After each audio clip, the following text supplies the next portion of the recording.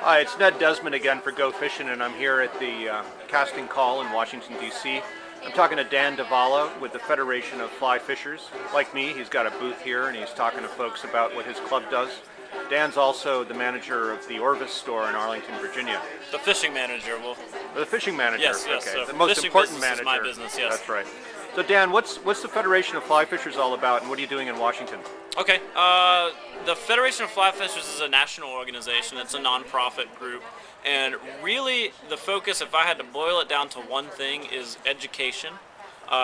We also consider ourselves a conservation organization, but since we're a national group and we exist in a lot of places where there's a lot of different types of fish, it's not geared towards one type of fish. So I think the one thing that's a common thread through the Federation of Fly Fishers is education of fly casting, fly fishing, and fly tying.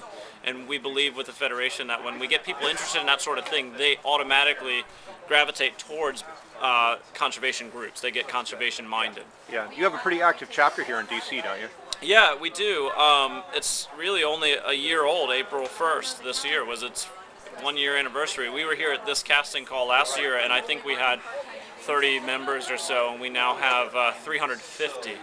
So that says something about 350, no kidding. 350, like that. And it says something about the level of interest, and the level of interest has to do with a lot of things, but mainly that we focused on a fishery that a lot of people didn't think of as a fly rod fishery, other than when shad are in the river. And we wanted people to know that you can fly fish out here 12 months out of the year with good results. And come on, this is Washington. I mean, it's not Wyoming, for God's sake. Exactly. I just said 12 months out of the year. If you were in Wyoming, I would cut that down to 4 or 5. Yeah, good point. Good point. So we don't have 20 below weather, and we don't have a snowmobile season. Right. Well, bummer.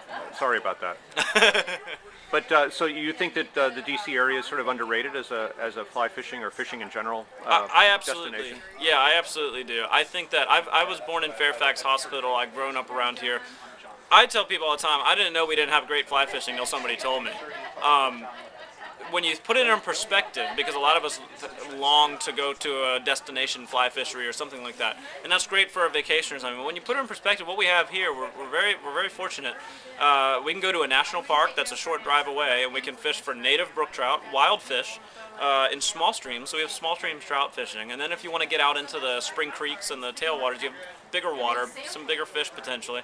But then we get into those rivers, drain into much larger ones, and we can fish big water with all the different types of fly tackle you can imagine. So we fish for smallmouth, for largemouth, catfish, carp, gar. There's muskie out there. And then those rivers eventually become tidal, which is what our group is based on, the tidal part of the Potomac, where you can get stripers, obviously shad, and a long list of species. Eventually they'll empty to the bay, fish the whole bay. That'll empty out into the Atlantic Ocean. We can fish the whole surf and the blue water. So we've got pretty much everything in a nutshell that you can do with a fly rod.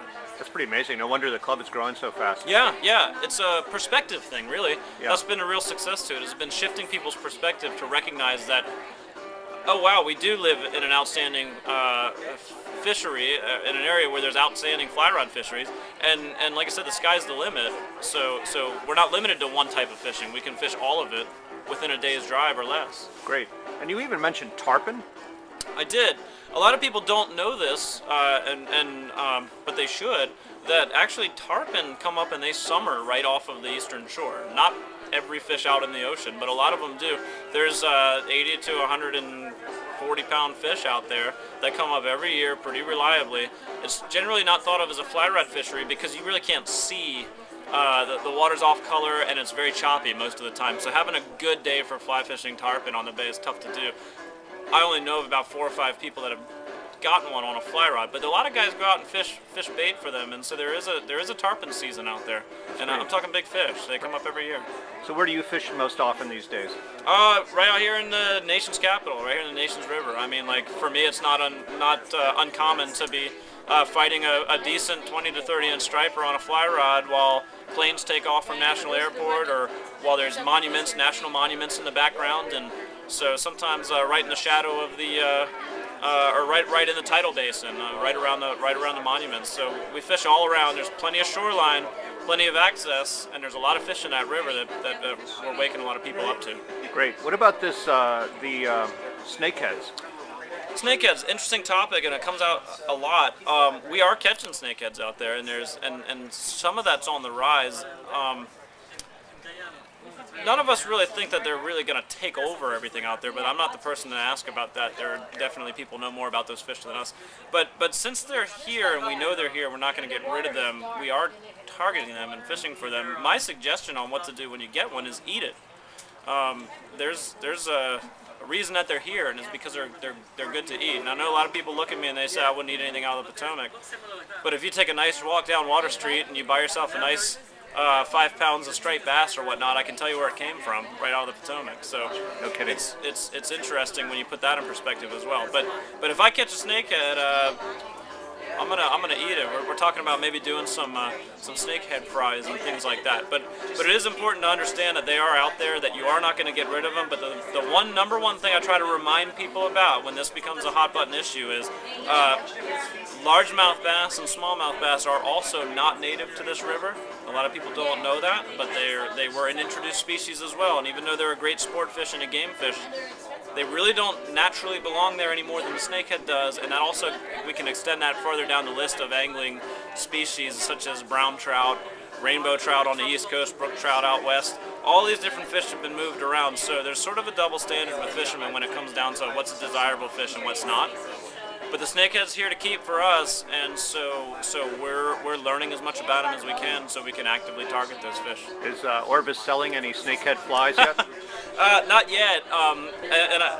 If I had my way, the snakehead would be on the cover of the next catalog. But one of the reasons why that's not the case is, among many others, is that we are being careful not to glorify it to the point where people would say, what a great fly rod fish, let's put it in our river, and we don't want that to happen. So we'd rather not have snakehead fisheries pop up all over the country. Right.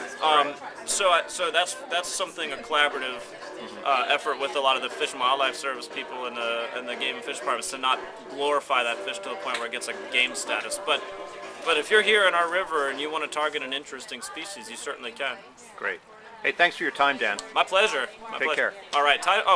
Did I tell you, Tidal Potomac Fly Rodders is the name of the club. So Tidal Potomac Fly Rodders, we have a shortcut to our site now at tpfr.org if you want to know more about fly fishing in the Nations River right here in the tidal portion, right in town. Get on tpfr.org and check out our site. We have a lot of people willing to share their information. Great. Thanks again for your time. My pleasure.